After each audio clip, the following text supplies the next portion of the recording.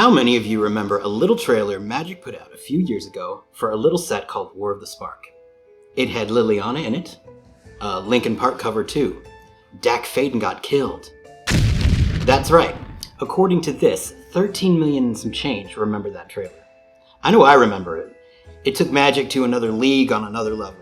In short, the trailer is the GOAT, which I have been told means greatest of all time. Slang. The older you get, the less sense it makes. The War of the Spark trailer is the definition of sick. You know what? No, I'm not going to use slang. I'm willing to accept that going viral is positive, but how is sickening a compliment? And what's next? Congratulations at a funeral? I have not, nor have I ever been hip, so I'm going to do this in old people speak. Let's try this again. The War of the Spark trailer is the definition of success, but what people may not know is that Magic the Gathering artist Bram Sels was the art director for it, or that Bram has a deep connection to Magic that had him hooked on the game years before he would become a staple of the game. But enough of my prattling, it's time for an interview. Thank you for taking the time to talk to me today. Yeah, you're welcome. Now, I would like to start with, if you could describe your style as an artist, how would you do it? What would you use to put that together? That's a tough question. I don't know. I feel like I'm a little bit of a hybrid sort of artist, where I use a lot of mixed media. When I started out very early on, I have a little bit of a background in oil painting and more traditional media. I rarely use those anymore, but I think my approach to painting is still very much reminiscent of how I would paint with oils and how I would construct things with oils. It has changed a little bit though. Like I think lately I've been using a lot more 3D and a lot more digital tools to my benefit. But I think somewhere my fundamentals are still very much rooted, I think, in traditional media. Are you classically trained, or what was your education like? I actually studied advertising, so it wasn't like a visual, how do you call that? Like the education was very much visual, so it was part of like an art university where we had like the curriculum was there was a lot of anatomy classes, and you had like all the overlapping classes of like figure drawing and landscape drawing. All that kind of stuff was part of the curriculum, but I kind of sort of focused a little bit more, I suppose, on the graphic design part of it, and then to a degree as well the iterations of and finding ideas for advertising, which I ended up really hating. By the end of the course, like the end of the 4 years, it was a master's degree, and by the end of those 4 years, I kind of had it with advertising. The whole scene wasn't really my thing. Yeah, it doesn't seem like, judging by just from what I've seen of your art, but you have a sort of an innate storyteller inside you when you do pieces. Yeah, thank you. I think that comes a little bit from that, I think, as well. Like in advertising, the stuff that kind of did sort of make sense to me and did sort of get a bit more rooted in my identity as an artist, I suppose, is that advertising forces you to really do a lot of ideas and iterations on ideas and think about the story and the idea you want to convey, or in advertising it's obviously almost always tied to selling something, but it kind of in a way it kind of tries to sell a story either in like a 2D advertisement or even in clips or TV commercials, but it forces you to think about the narrative that you're trying to tell with a simple image. And I think to a degree that helped me as an artist, as an illustrator, to get that storytelling part of it, to focus a little bit more on that, I suppose. That's interesting because I guess in a way, even though you didn't care for the actual like profession and the way it was, it ended up helping you as a creative. Yeah, very much actually. Like like I said, the whole scene of advertisement wasn't really my thing. But the fundamentals of it, they do very much overlap with what I'm currently doing as an art director. So it is, there's a lot that I learned from, like I said, like getting a lot of ideas out early on and doing like, the whole sort of professional pipeline of creating, an end piece that sometimes is like a cinematic, or be it like an illustration like for Wizards of the Coast, or it almost always follows the same structure for me. Like I try to lay it out the same way, and I try to approach it the same way that I do professional work. Mm-hmm. And you really learn that by it could be advertising, it could also be graphic design. You just learn how the business part of it kind of works, and how you can, it's not only the business part, I suppose, but also how you set yourself up for success, if that makes sense. Like if you approach things a certain way, and you focus on how you get to where you want to go, it kind of helps you repeat that same process over and over. Yeah, they don't do. I mean, at least I don't know if you guys had in your school sort of like programs that teach you how to handle the business aspect of art. But in most of the professions that I know of, and including the one I studied, I mean, they didn't teach you what it was like to go out and get a job. They taught you what you needed to do, to know to do the job. In my case was teaching, but they didn't tell you how to apply for jobs or what kind of things to expect. And did they do that for you? Yeah, a little bit. Yeah, I think the whole reason why it's my sort of educational career was a bit strange, in that I've always known that I wanted to do something with art. Like from, I don't know, like 10, 11 years old, I knew I wanted to do something with art, and I had good grades at school. And here in Belgium, the sort of art education system is deemed lower on the rank of education for some reason, that it didn't make sense. My teachers didn't think it made sense for me to go down that path, because my grades were too high, above average. So I just took like the regular, I don't know what the term for it is in English, but the sort of regular course. I just did high school, and then I went to university. But I was always set up in this way of like, you have to do something that you can somehow then turn into a job at some point. And this idea of an artist not being like, like it's like an unsteady ground. It's that was really hammered in, I think, from an early age a little bit. And that's the whole reason why I went into advertising in the first place, because it felt like, to me, it felt like it is at least something creative. So I want to do something creative, but at the same time, it's also something you could do as like a 9-to-5 job. So it made more sense as like, you kind of still roll into this 9-to-5 system, but you can do something creative. Mm-hmm. And then coming out of that, I just realized, no, I really just want to draw, and I want to create and design things.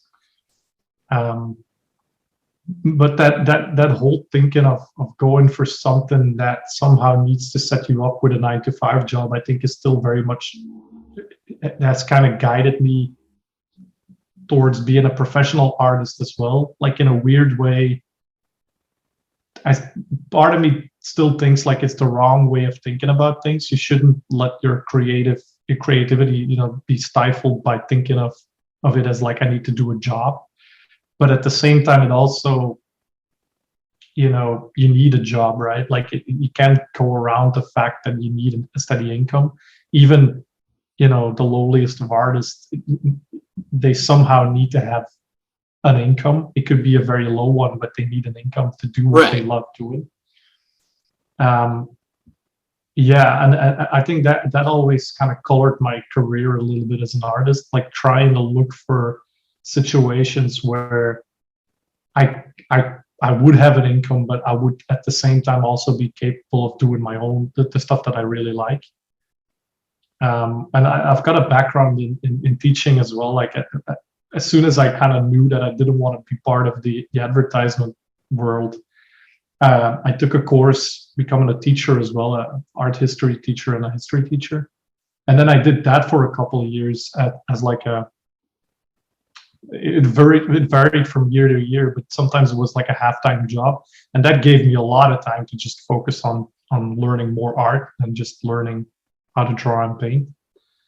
But getting in that situation where you have like a steady income and at the same time you can focus on what you really love doing. It's like the one thing that I say to beginning artists is force yourself in a situation where you're not paying a huge amount of rent and you have to do like a 9-to-5 job or even more just to pay rent, because that won't allow you to do more art in your spare time. Mm-hmm, mm-hmm. Yeah, it always helped me to think about it like that. Like as much as it sucks, it's still you can't go around not having a steady income. So you want to set yourself up for success, and that you want to create a situation for yourself where you're not constantly being reminded of the fact that you're not doing what you like doing, if that makes sense. That does make sense, yes.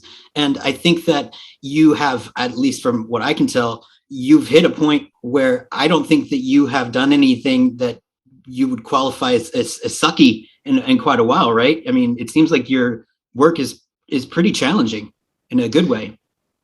Yeah, absolutely. Like I won't lie, I've been enjoying my career a lot. Like it's really, like I feel like I'm a fish in the water. Like it's like I found what I really enjoy doing.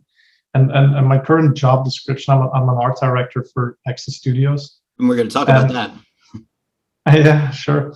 And I think being an art director, it sort of ties my role I used to have as a teacher to art. And it kind of feels like that's like, it's the area where I thrive, like it's the area where I feel like I can be designing, I can be drawing, but at the same time, it also, it caters to my skills as a teacher as well. So it feels like that to me is like, I think I'm very fortunate in having found very early on what I really enjoy doing and what I'm good at. Yeah. And so you at Access, we will talk about, we have to talk about the War of the Spark trailer, which is, I think, arguably the best trailer that Magic's ever done, ever. Thank you. You art directed that. Now, I'm skipping ahead because I just wanted to say, like, when did you first get with Magic? But we're going to go there right away. Now, walk me through that whole experience, because that's had to be so incredible to be part of that. Sort of start at the beginning and just tell that story. Yeah, that was like it was like a gift that kind of fell in my lap a little bit. Like as I feel like with a lot of things in my career, there's a bit of luck involved. Obviously, like you have to be at the right place at the right time. You kind of create your own luck with that a little bit. I do see that, but sometimes you also have to be a little bit fortunate. And I think my whole career with Wizards of the Coast and the way they kind of, I think I'm honestly not 100% sure how they ever got to see in my work, but they discovered my work somewhere somehow, and then they started hiring me for work on Magic the Gathering. And then at some point, I was also working for Axis as an art director, and at some point, Wizards of the Coast contacted Axis for doing the War of the Spark trailer, and I was already working for Wizards of the Coast, so from Axis' point of view, it kind of made sense to kind of tie me to that as an art director, because obviously there's a lot of lore involved and there's a lot of knowledge about how the IP works, and I knew a lot of that stuff already, being a big fan of Magic the Gathering, and that's somehow how those two stars sort of aligned. And then when we started doing the trailer, I got to meet, a couple art directors on Wizards of the Coast side and production over there as well. But yeah, it was a very ambitious sort of cinematic that they wanted to create, which, thinking back at it, it was the first trailer of that caliber that they did as well. And it was the first trailer that we did for Wizards of the Coast 2. Right. They've done, I think, I lost count, but they've done at least 10 trailers, I think, since then, also with Access Studios. Yes, yes. But that first one was kind of, it was very special to me because it was the first foray sort of into the cinematic universe, you know, like it's something that I've always thought in lines of things being cinematic and being, you know, it always, for me at least personally as an artist, I just love seeing things come to life in a cinematic format. And doing that with something, you know, with Magic the Gathering that I already very much loved, it was just incredible to be part of that. And so when you're like a day-to-day, like what would be like your day-to-day like sort of description of your job when you're making something like that? What do you do as an art director, like say on a do this and do that sort of scale? It depends a little bit, I think, on the project that we're working on. But I think for War of the Spark, obviously, and I think this is well known, I think, in the Magic the Gathering community, but Wizards takes a lot of care on you know, designing their universe and their lore, and it's just incredible how much time the art directors on Wizards of the Coast spend on creating new sets and new, like, you know, the new planeswalkers and the new stories, and it's an incredible amount of world building that goes into that. And when we then got asked to do the War of the Spark trailer, it was you know, obviously the culmination of years of storytelling, you know, kind of condensed into the one, I don't know, 3-minute trailer, where it's something that you get a lot of input and design, and you can go look at a lot of it. You know, obviously we didn't need to redesign the planeswalkers because they're established, and, you know, Liliana as a character, and you can look at 20 million images of Liliana and you know somewhat how, you know, what she looks like and the outfit she wears and stuff like that.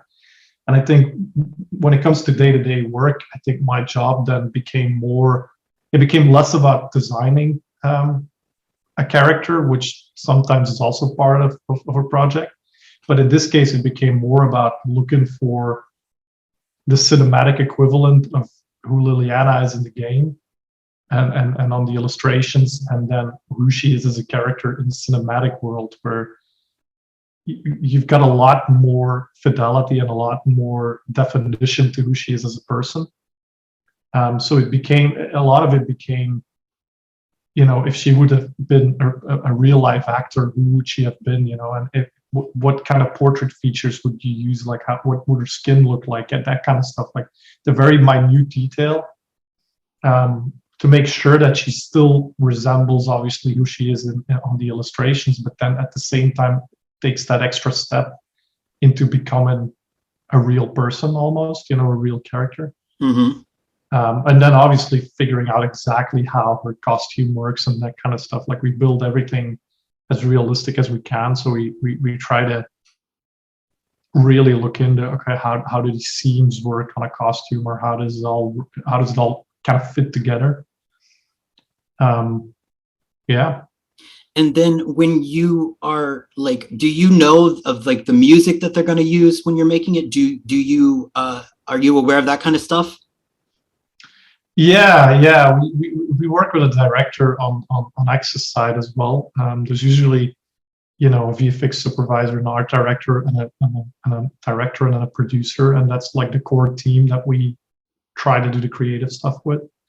But there's the same kind of thing happens on Wizards side, where they also have an art director that is specifically on a project, and they have a director on their end as well. And it's like a creative sort of hive mind where people try to create ideas and think about things, and okay, like what's the best form of doing the story that we want to convey, like what's the best way of doing this. And everyone kind of approaches this from their expertise. Like the directors at Access side, very often they look at things through cinematic lenses, and, you know, like they look at it through a camera, and they think of animation, and they think of, okay, if we frame things in this way and we edit it in this way, this is going to happen, and it's going to create this effect, and it's going to feel like this. Whereas people at Wizards of the Coast, they tend to think a little bit different. You know, they tend to think about the story and okay, what are the key beats that we want to convey, and what's the how do we want the actor to act? Sort of say what we want the story to tell.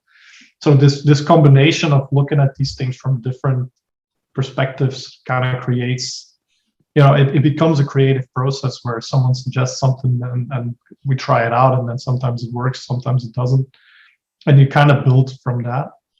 And you just take, I think, a very standard approach in the industry where you start with storyboards and you kind of edit the storyboards together to feel the pace of it, and then you go from storyboards into a layout animatic where you try to figure out the same camera things and dynamics in 3D.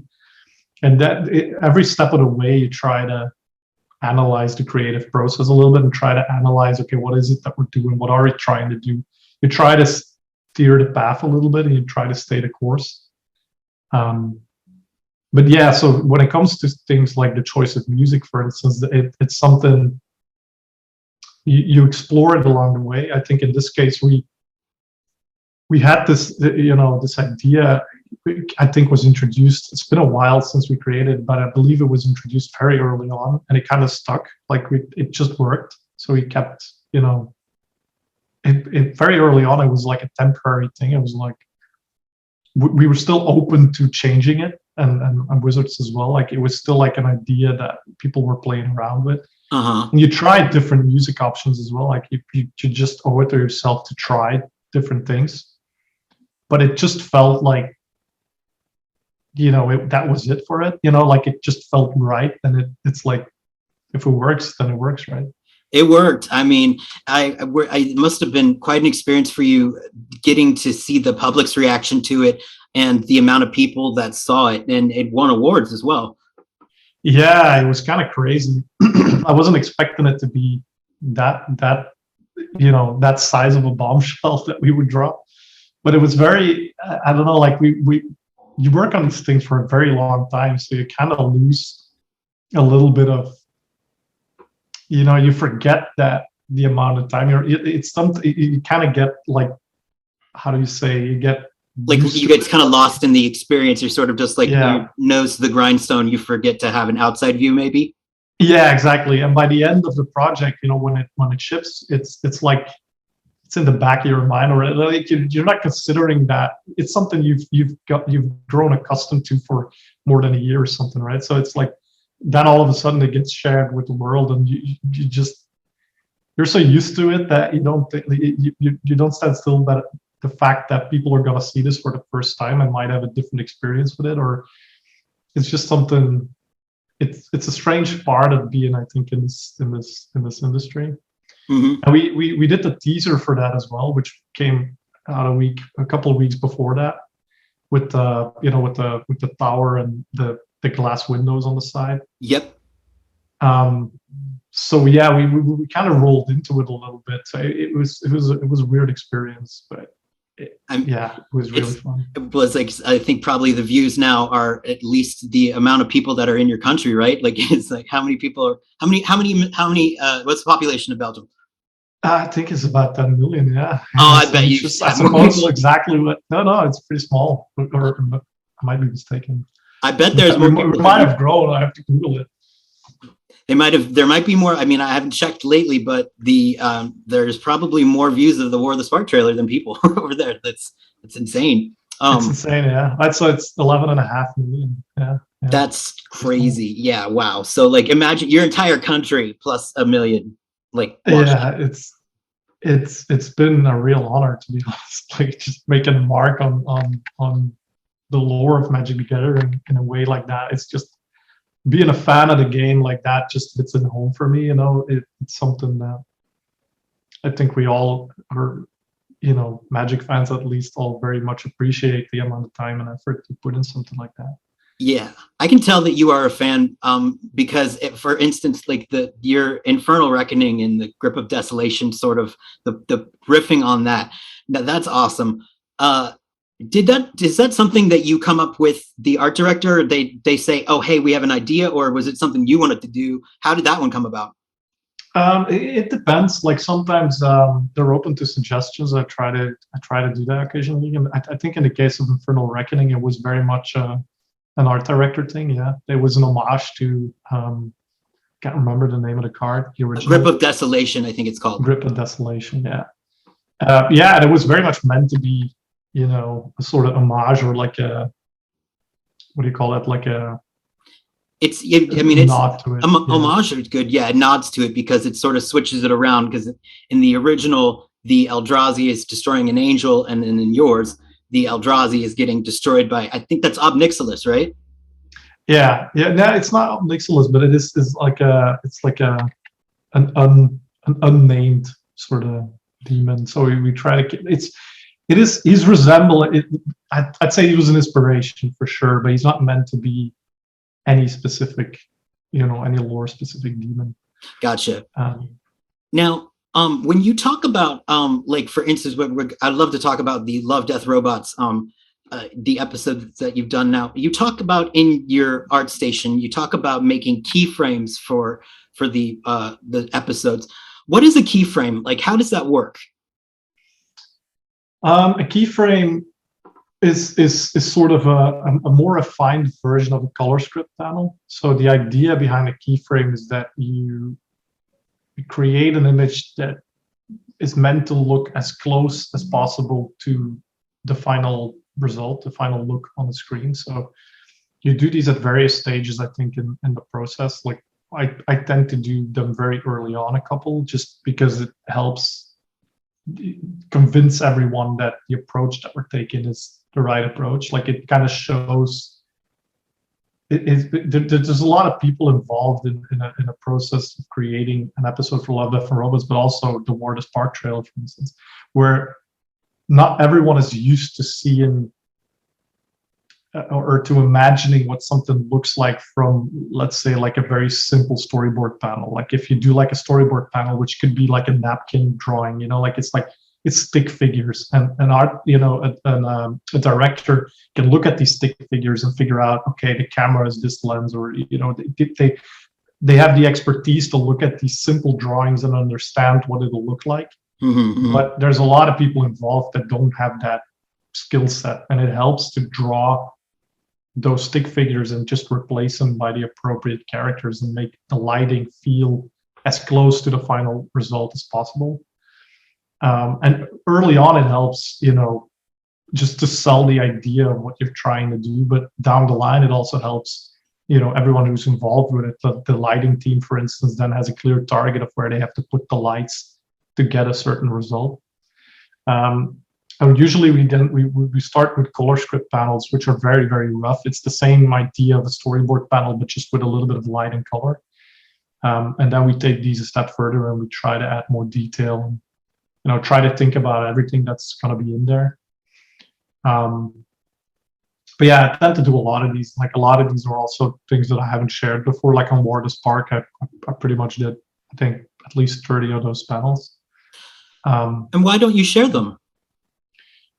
Sometimes it's under NDA. Like it's not all things we're allowed to share. I gotcha. I'm not sure how it is with Wizards. Like honestly, they're very open when it comes to these things. Like they're very transparent when it comes to sharing the process. Right. But I don't think we've ever asked them about War of the Spark. For Love, Death, and Robots, for instance, it is very much open, and they're open to sharing whatever process you have behind the curtains. So we do behind the scenes, and I'm allowed to share the keyframes I did for that. I would love to. I mean, if you ever, if you want to ever ask and maybe find out, then if they say yes, I'd love to see some of those images. But let's go back to the Love, Death, and Robots, specifically the Tall Grass. Now, the character, the main character, is he based off of H.P. Lovecraft in his design? He wasn't originally, no. I'm gonna admit and say that I did make the connection myself at some point, but he wasn't immediately inspired by them, no. But there is a sort of the story in and of itself is very Lovecraftian, right? And then I think the sort of the fact that he's reminiscent of Lovecraft, I think in and of itself is kind of like I said, it's not an immediate homage to him or something, but it makes sense in the story, and it also, Lovecraft is from the time that the story takes place, so there's something about it that just makes sense to have a character that looks like him because he is from the same period. So that was just sort of an accident that ended up sort of working out in the end. Yeah. It was absolutely an accident because the very original designs for Lair, I didn't do those. Like, they came in and no one ever made the connection. And then when we started fleshing him out, but this is something that happens. I think it kind of happens to a degree with Liliana as well on the War of the Spark trailer. It's that you take very, sometimes not abstract, I don't want to call them abstract, but you take, more impressionistic versions of a character in an illustration, and in the case of Love, Death and Robots, from storyboard, and you start adding layers of detail to that, making them feel more alive. And then sometimes it just happens that they start looking like other people. Did Liliana, in your opinion, did she end up looking like anybody, or was there any sort of actress that you were modeling her off of? There were a lot, to be honest. I can't remember the names, but there was like a mood board that we created with old-timey actresses and even more modern actresses. But off the top of my head, I can't remember who was on that. Oh, that's interesting, though. An old-time actress, that would make sense, because especially if like sort of in the earlier films, there was so much more expression that was done in that acting style in the 20s, 30s, 40s, where people reacted much larger. So since she wasn't speaking in the trailer and had to convey so much emotion, that makes sense that you would use that. Yeah. Especially like it was a very tricky trailer, honestly, to do because it runs backwards in time. So that's a notoriously difficult thing to pull off because it in CG, I mean, because it is something that you spend a lot of time in CG trying to break the illusion of the fact that it is CG. Like, one of the most difficult things, I think, with that comes a lot, I think, from good art direction. I hope I do a good job at. But oh, you do. One of the things I think you try to do is you try to create a situation where the audience forgets that they're looking at something that is CG, and then everything that takes them out of that, like something that feels a little bit weird or feels a little bit, it just immediately reminds them of the fact that they're looking at something that is CG and like a 3D image as opposed to something real. I think Arcane, for instance, that just came out on Netflix, is a really good example of that. You look at this story and you just forget that you're looking at you forget that you're looking at drawings, essentially, right? You're so enveloped in the story that you just forget that you're looking at something that isn't real, right? Like, it's all drawn, it's all made up. And that's something you try to do as much as you can, but then something that runs backwards, for instance, even, like, people are so used to seeing faces and portraits and acting from humans that the smallest thing that feels even a little off, it takes you out of that. And that's why drawing portraits, for instance, is so difficult as well, because people they immediately recognize when something is wrong or off, more so than you do with animals or something, right? And then when things run backwards, it becomes very difficult because you immediately pick it up. It's like when you mirror an image, you see the mistakes you kind of made. It's the same thing. So there was a lot of time spent on just making sure that everything works perfectly on something that runs backwards, and then even a little bit in slow-mo. So it was very difficult. Yeah, I'm not gonna lie, that made me sweat a little bit from that. That sounds a little stressful right there. Yeah, it was a bit stressful, to be honest. But I do think, to a large degree, the burden of that comes to animation, and it becomes to layout and I suppose editing to a degree as well. So it's a little bit less in my jurisdiction. But yeah, you just gotta trust the process, and you just gotta trust the expertise of every person involved.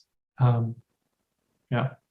When you are doing pieces like, for instance, one thing that I really find admirable is you post online the varying like versions of whatever pieces you're posting. You'll even like, and sometimes there'll be a completely different pose, or it'll look like a different, maybe, and I don't want to say model in the sense that I'm not saying you modeled it off someone specifically, but it looks like a different model of the character.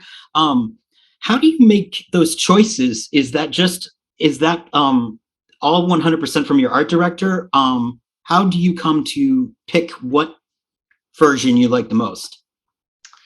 For Wizards of the Coast specifically, like for illustrations or more for, you know, the designs on that I do for Access, or how do you mean? Well, for instance, like, I mean, Wizards of the Coast is what I'm talking about specifically, because like you'll like, what I've noticed is like, you'll post the different versions of, I'm going to pull it up right here, the different versions of like, say, the Whirlwind of Thought with Narset. Right.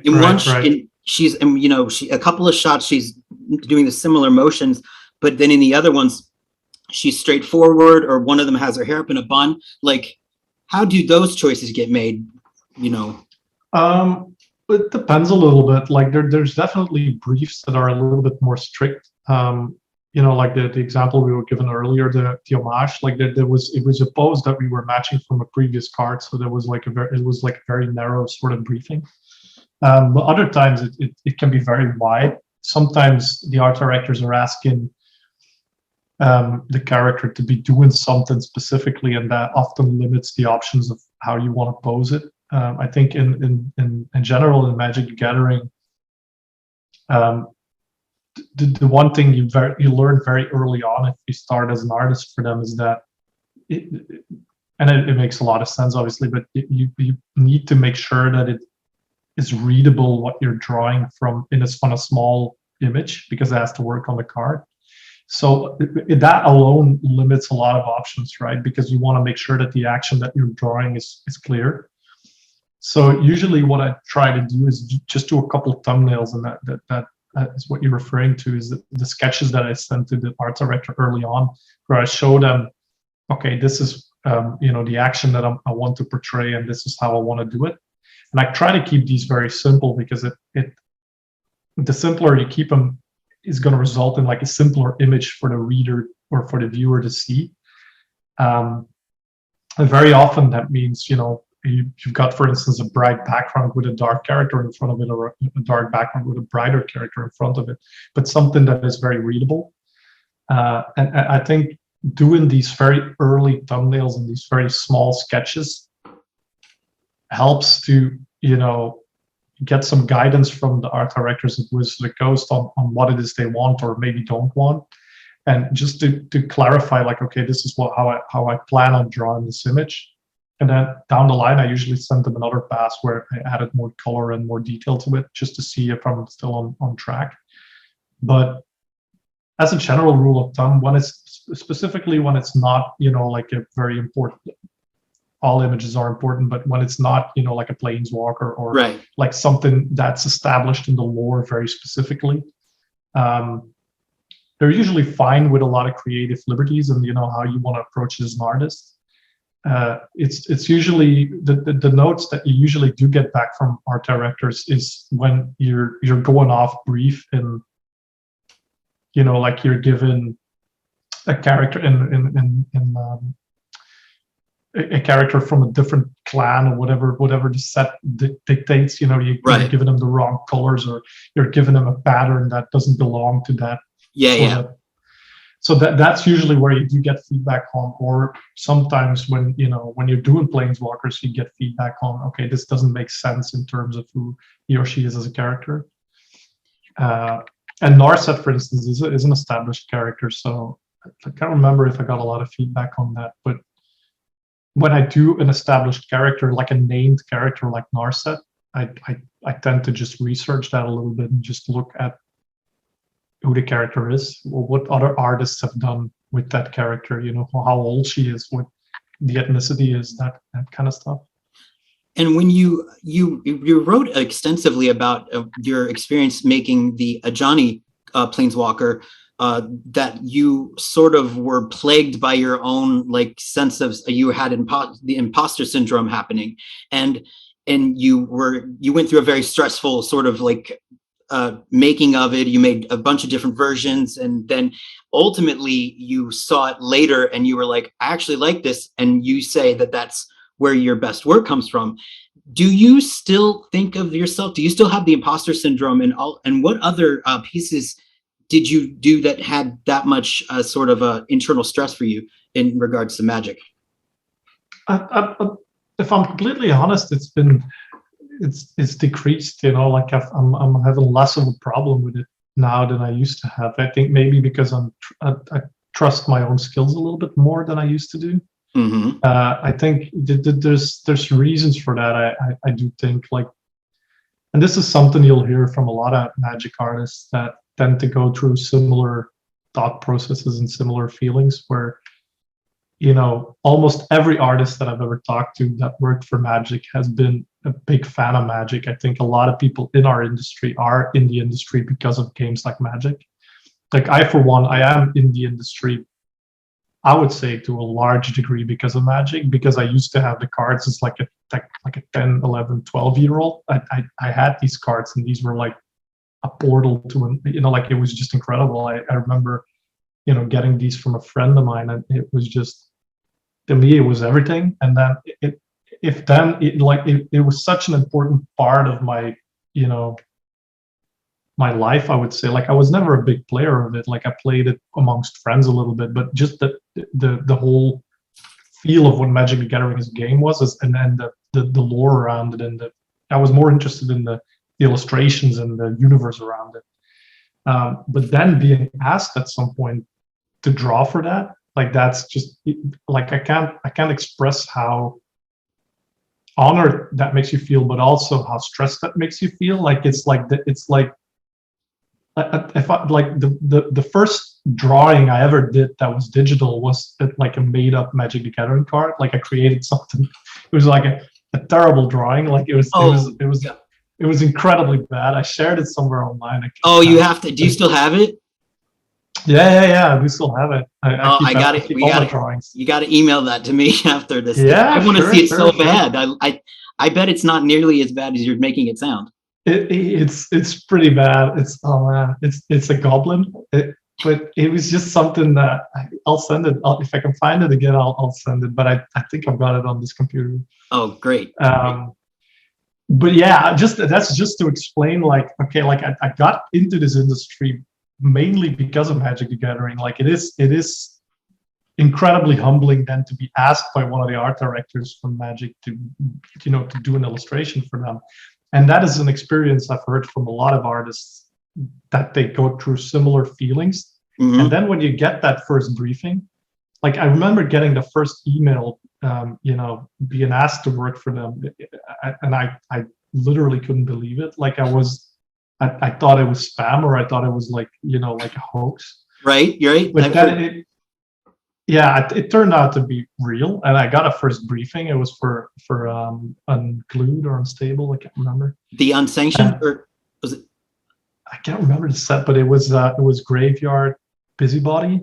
That was the card. Yeah, it was an unset, but I can't. Yeah, and that was that. I had a similar feeling when I was creating that card. Like, it's the first card you're making, right? Like, it's like the amount of pressure you put on yourself to do that. Like, you constantly feel like, if I'm gonna fuck this up, I'm never gonna get hired by Magic again. You know, like, you got that massive pressure of, like, it's gonna be make or break, you know. And there was so much pressure on that I don't know, like, I the card is okay, but it's not, I don't think by far it's my best work. But it's just, it does hold a special place in my heart, I suppose, because of that. You know, like, it was like a victory getting that done.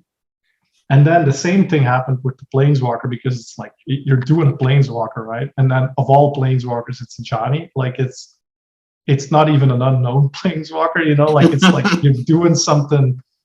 It was crazy to me that they would ask that of me. Like, I was considering myself, like, like a lowly Magic the Gathering artist somewhere lower on the food chain, but then being asked to do a Planeswalker.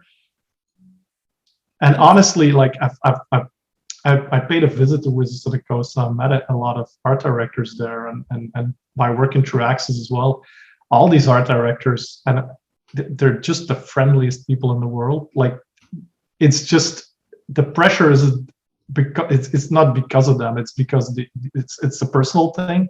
It's what you were saying, right? Like, it's that imposter syndrome. It's like you feel like you don't belong. You feel like you're kind of an imposter in an industry that you don't belong in.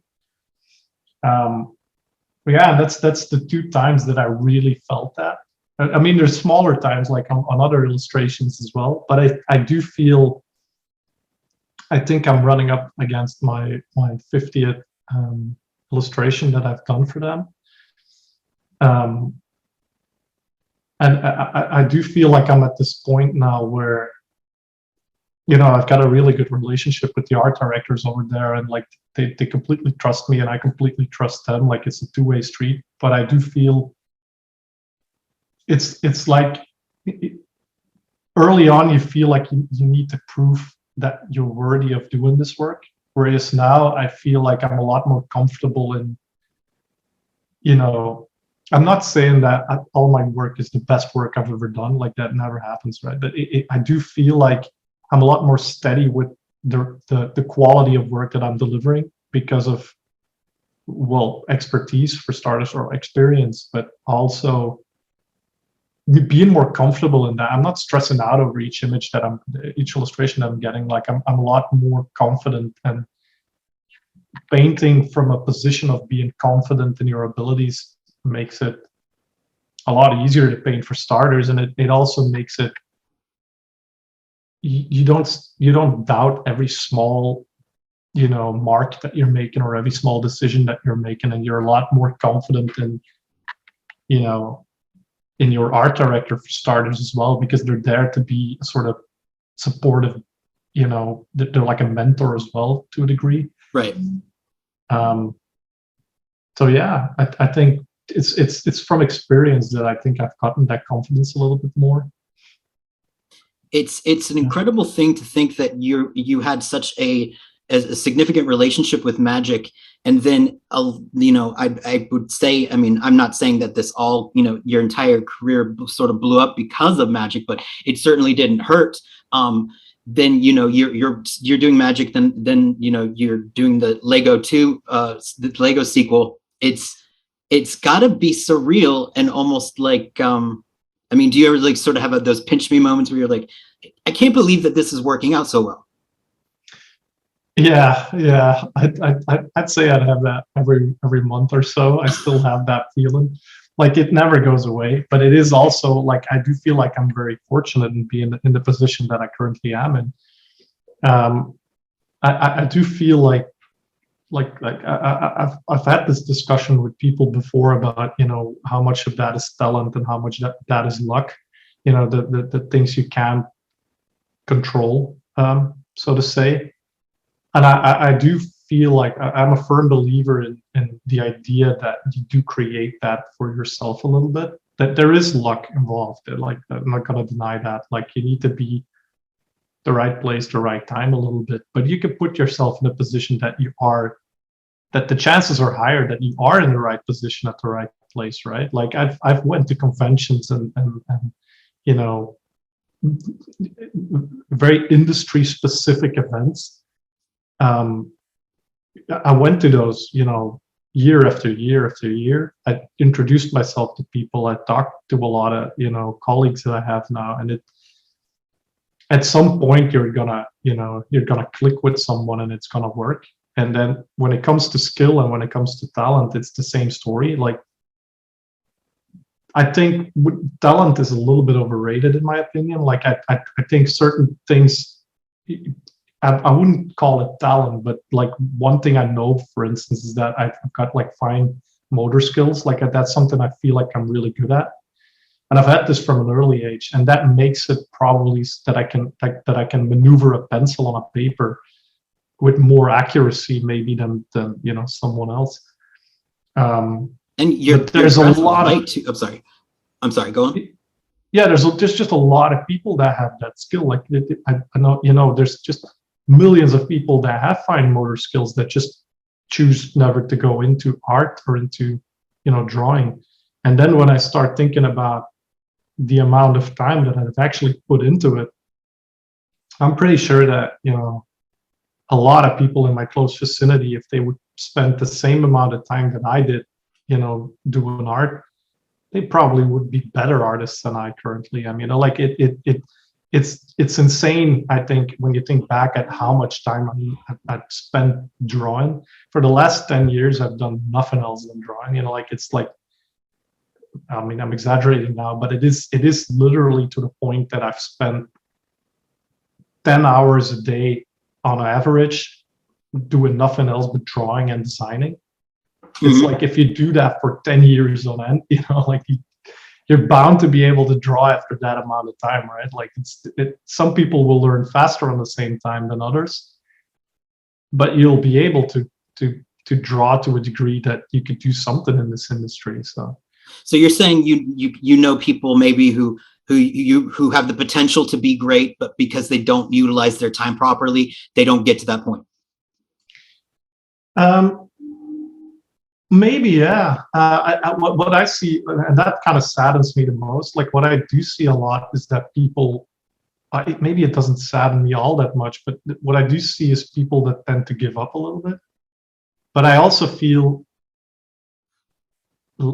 it's not for everyone. I feel like not what I'm trying to say is that people think of drawing and art as almost like a rock star career. Whereas the reality is you're really literally clustered to a screen for 10 hours on end, like day in, day out. That's just reality. And that's not for everyone. Like you have to be very disciplined to do that.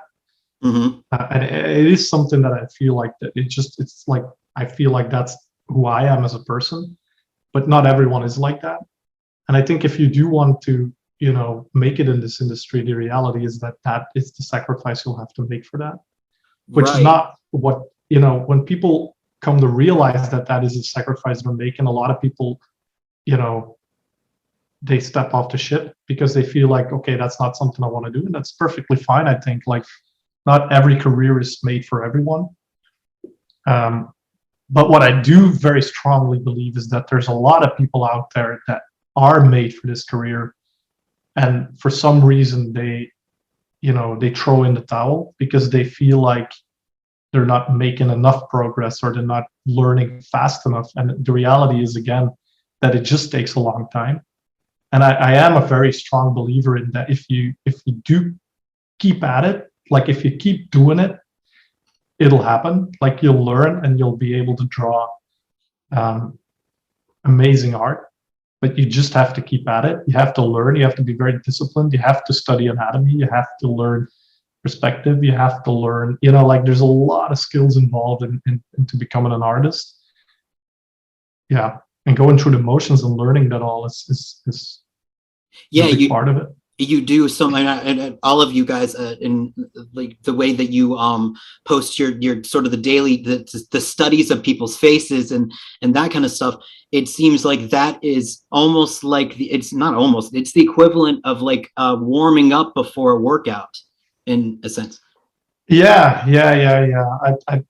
I don't do nearly enough of that anymore than I used to do. Like I should really start doing anatomy studies again because it helps you a lot. But yeah, I think what people also forget sometimes is that internet is like, or social media is like, you know, the drawings you see on Instagram and on Facebook and on portfolios. Like my portfolio is a perfect example of that. Like I only put in my portfolio what I think is worthy enough to share on the internet. Like it's like a billboard of only showing the best work. It's like it's the equivalent of taking like a duck face picture, you know, like you're trying to show yourself in the best way possible. Yeah. Because to a degree, for me, it's always been, it's where people recruit me. Like people go to my Facebook or my ArtStation, and that's where, you know, I would imagine Wizards of the Coast saw my work and also Access saw my work.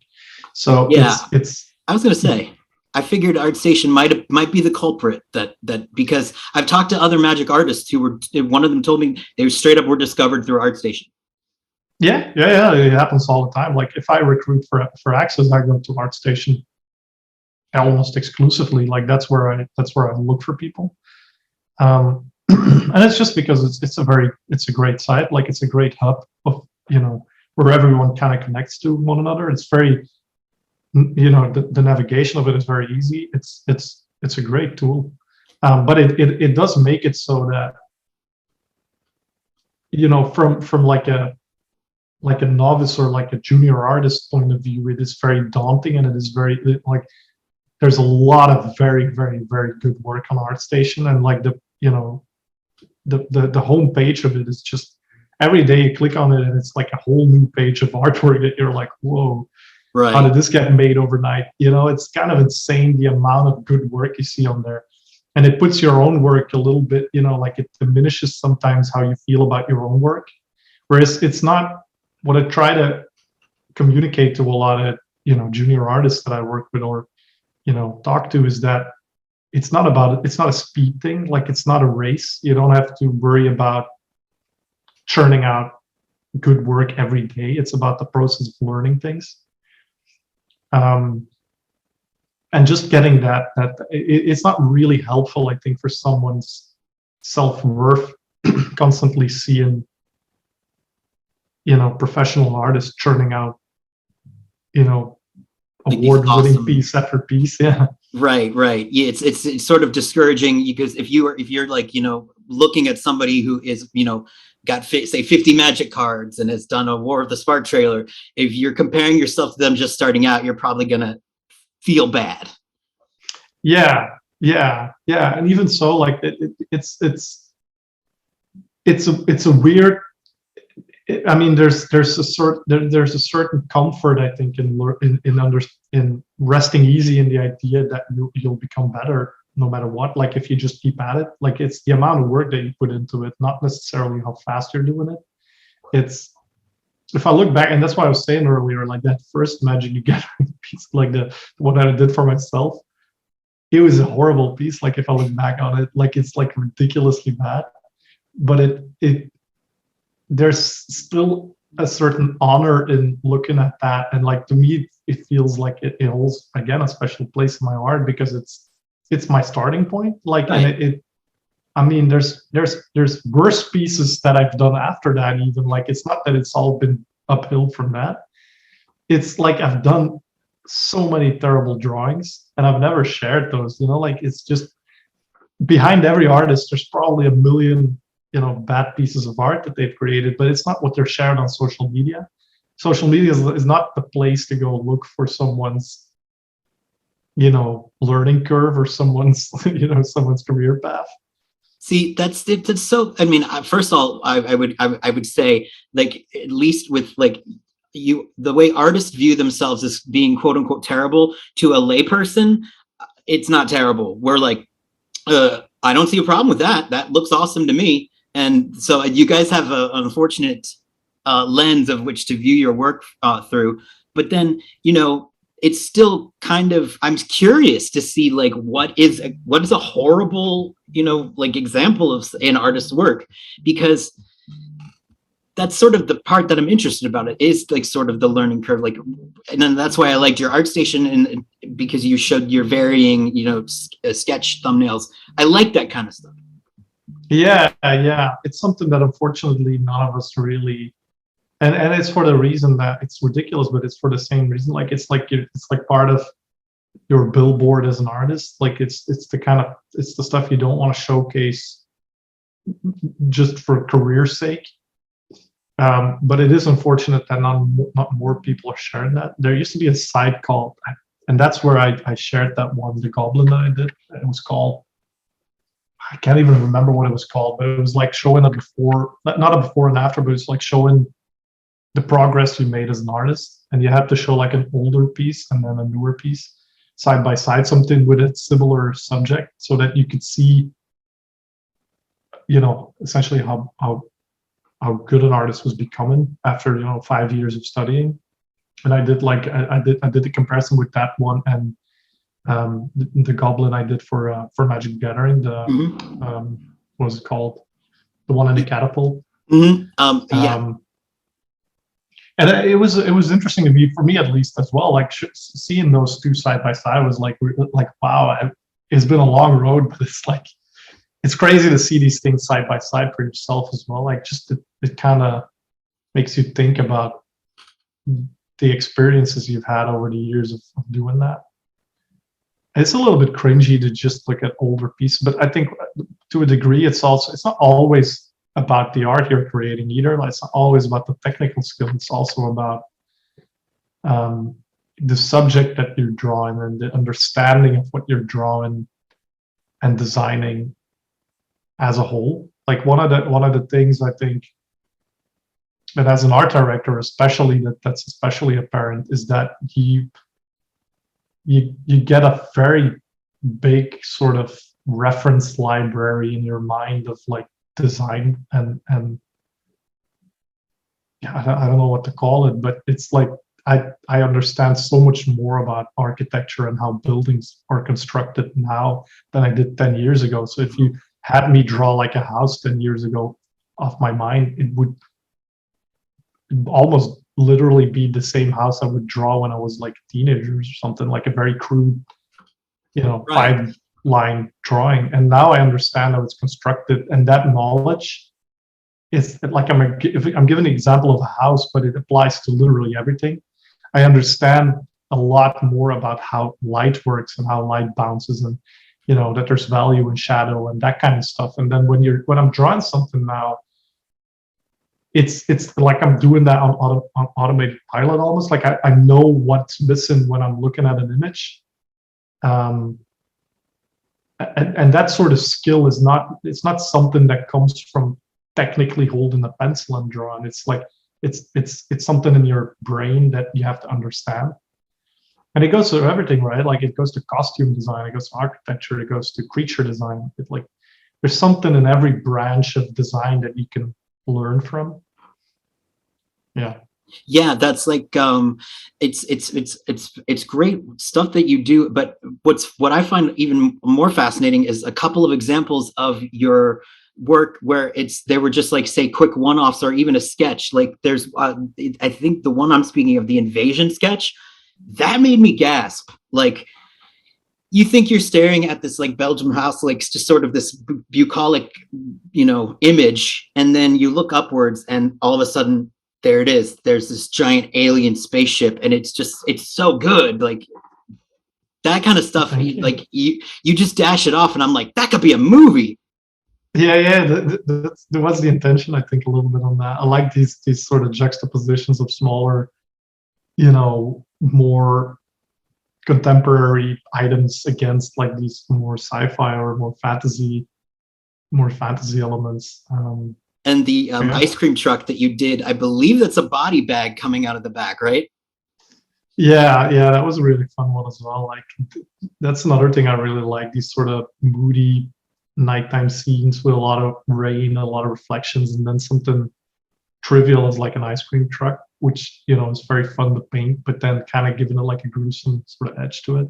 Yeah, it's like kind of awesome in the sense that the lighting in that one specifically, I'm like, he knows his horror films. Like you've watched obviously enough horror films, because I'm like, that sort of lighting is reminiscent of, it reminds me of like the way like John Carpenter his cinematographers would light things, or that kind of like look. It sort of has this vintage sort of 70s feel to it. Well, thank you. Yeah, that was precisely what I was going for, actually. Yeah, it's weird that that's the stuff that inspires me as well. Like I look at a lot of horror movies, and I'm very into fantasy to a degree as well. It's watching movies and playing games as well that I think you start looking at these things through a different lens when you're learning this stuff, and that is a very fun part of the ride as well. Like it's weird because it kind of ruins it as well a little bit. Like it's like I know how the cookie's made now, so it's very difficult. It's very difficult for me to still look at a movie and not see past the curtain. Like I understand why things are made a certain way, and it's not that it completely ruins it for me, but it's rare that a movie gets me so deep into it that I forget about it. You know, like that I just look at the story and I'm just caught up in the story in the moment. Yeah, you become like 12 years old again watching a movie. You're like just like slack jawed.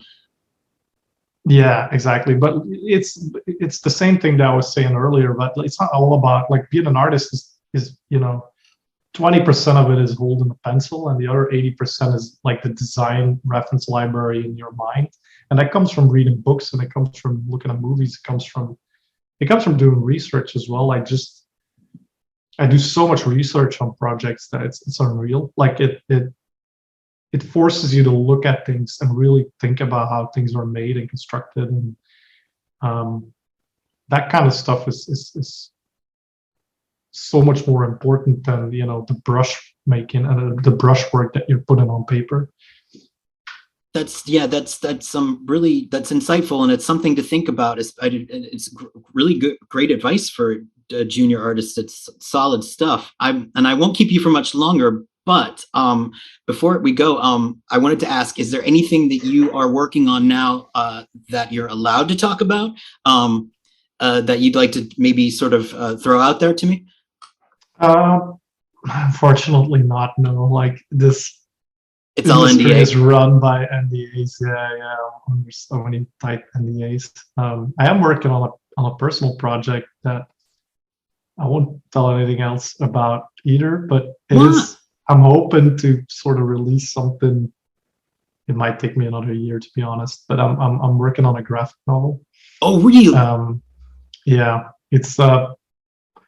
it's been a bit more than I think I was able to chew off. Like I've been working on it for 3 years now, so it's still another year in the making. But yeah, it's about 200 pages long, and you can't say it's anything about it. Like, what genre is it? It's I can't say that it's for the project Jacksters that I've created in my spare time. There's a lot of work in my portfolio. Yeah, that's already related to it.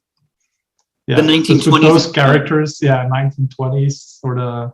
Yeah, it's a bit Indiana Jones-esque sort of. Well, I mean, now my interest is piqued, and the Jackster stuff was really cool because it was just sort of you experiencing the culmination of doing the character work, but also the architecture. I mean, that one apartment that you did of, I forget what was the girl's name. She's a singer. Pearl, yeah. Thank you. Just the amount of work that was laid into that, and you even had referenced real life paintings that were hanging in the piece. And I was like, wow, this is sort of the equivalent of like a blueprint for a building. I mean, it looked so beautiful in the shot that you did. It looked so real. And then it makes sense because you put all of that research, you made it a real space in your mind and laid it out. And that's awesome. Yeah, I enjoy doing that a lot. Like for me, the world building part of it is the fun part for me. Like yeah, I like to sort of envelop myself in a little world, and like when I'm doing like a big image, I try to think about it like what it would look like when I would step into it. Like that is something I really try to do as much as I can, like to make it feel alive and real. And I think that's ultimately why I took Jacksters to like the next level, where I kind of felt like this is something. Like it started off as like a one-off image, and then I did one more, and then eventually it became this thing where I don't know, like I've enjoyed creating that world and these characters and giving them an identity and a personality. But yeah, I'm hoping I can actually be able to finish it, because it is taking quite a bit of time. So yeah. Well, hopefully, okay. Well, maybe discussing it now I'll hold you responsible for it. Yeah, it is getting made. Like I'm too far in the rabbit hole to just abandon it. Right. But the question is becoming like, when, how much more time can I, invest in it? Like it's eating up all my evenings, so to say. Oh wow, that's great. Well, I hate to let you go, but unfortunately, I have real life duties that I have to do that I No can't worries. get out of. I wanted to get out of them, but I couldn't. So if before I let you go, one last question because I'm kind of curious. What was the last horror movie that you saw that made you that 12-year-old in the theater again, and you forgot the that you were even watching a movie? Oh, wow. I have to think again. I resaw The Descent a while ago, and that was like, I did see it when it came out, and then I rewatched it, I think this month, like early this month. Oh, that's a great movie. And it's like, oh man, like I completely forgot I was looking at a movie when, when it became all claustrophobic, and I was like, it was so intense. Like even that part, I think I liked that part even more than when the creatures were introduced. Oh Um, yeah, like the fact that they're in the confined space is that's almost worse than the monsters themselves, because you feel that imposition, you feel yourself crushed. Yeah, we actually researched it a little bit as well for the tall grass, is like how these creatures sort of operated. I didn't. That's why it was on my list to watch it again. Ah, But yeah, it's such an incredible movie. I love it. that's I mean that so you're saying that there sort of is like you're a little bit of an inspiration from those monsters into the designs for the tall grass. A little bit, yeah. I would say like it's the tall grass was based on a short story, so a lot of the lore and the mechanics of the creature were established in the short story. But we got to looking at a lot of creature designs from other movies that were similar, in how, not necessarily for the look of the creatures, but for this is what's interesting about The Descent is how they use this sort of echolocation because they're in the dark all the time. And there was something about these lost souls in the tall grass as well, where they had no faces, right? Like there were no eyes or no. So we looked at this kind of, how would they behave as like these sort of humanoid creatures running around in the grass and kind of, having that moonlight bouncing off of them. Um, yeah. Yeah, I watched it and I thought there's the part where you see them and you're like, well, you don't have to be. I guess that don't. It's not that bad. They don't have, at least they don't have mouths, so it's okay. And then they do have mouths. Yeah. Yeah, that was a fun shot. Yeah, Oh man, that was I great. mean, I watched it on my computer, and so I was protecting myself when it's nuts. It's almost 3D coming at you the way they attack from the side, and I was feeling it. Yeah, and that's another weird one about that. Like working on a project like this as well, right? Like you're never surprised by anything because you know the story, you know what's gonna happen. Like there was never like a jump scare for me. Like there's no Right. jump scares I say in TTG in general, but there was never like a point where it was really scary for myself because you're so used to you've seen it in the storyboard version already. Like there's just no, you know, every shot off the top of your head when it's coming. So there's no surprises, I would say. But then watching it when it came out, like my family watching it and then seeing their responses when they were watching it, that was just, yeah, that's the Right. You payoff. probably were watching them watching the TV rather than Yeah, watching the TV, because their reaction, that's the closest you're going to get to watching it as a unfiltered eyes. yeah, absolutely, yeah, yeah, for sure. That's awesome. Well, thank you so much for taking the time to talk today. I could go longer, but like I said, unfortunately, it's like Yeah, no worries, no worries. I appreciate it. It's been fun. it has been fun. So you have a great. What time is it there over there? It's 3 o'clock here. Three Well, o'clock. quarter past. Yeah. Gosh, it's so weird. I mean, it's 9 a.m. where I am. I don't understand it. I don't understand time zones, but what are you gonna do? Yeah, yeah. Well, have Well, a lovely morning, I would say. yeah, is it? Yeah, it is. Well, you have a great afternoon, and I will try to have a good morning. Awesome. See you, Aaron. Talk to you later. That Bram is a font of wisdom, and I love his can-do attitude. What did you think? Let me know in the comments below. Bram actually inspired me to rethink my positioning of slang. I was a little harsh, and to be honest, I was worried I would mess things up and use the terms incorrectly. But you know what? I may never be a goat, but I am inarguably sickening in many aspects of my life. So I'm sorry that I threw a tantrum. No, I still sound like an idiot.